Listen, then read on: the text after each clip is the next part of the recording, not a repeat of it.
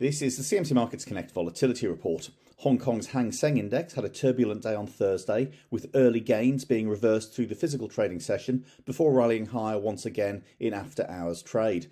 A number of regional investors are seen as being optimistic that further economic stimulus measures will be deployed by Beijing. So this, combined with the expectation of some robust US payroll data later in the session, drove one-day vol to 32.55% against 25.31% on the month.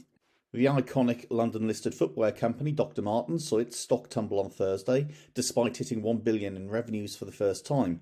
Profits were squeezed partly as a result of logistical issues in the US, leaving the underlying to sell off by almost 12%. One-day volatility stood at 152.05% against 67.45% for the month. Aussie dollar proved to be the most active fiat currency trade on Thursday, with the pair continuing to pull back from that test of 7-month lows seen earlier in the week. The key driver here is noted as being the increased prospect of the RBA hiking rates this month, whilst the Fed could play the waiting game. One-day vol printed 11.06% against 9.89% on the month.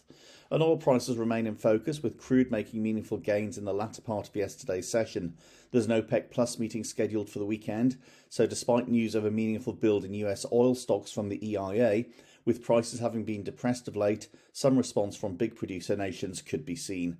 One-day vol on Brent crude stood at 39% against 33.51% for the month.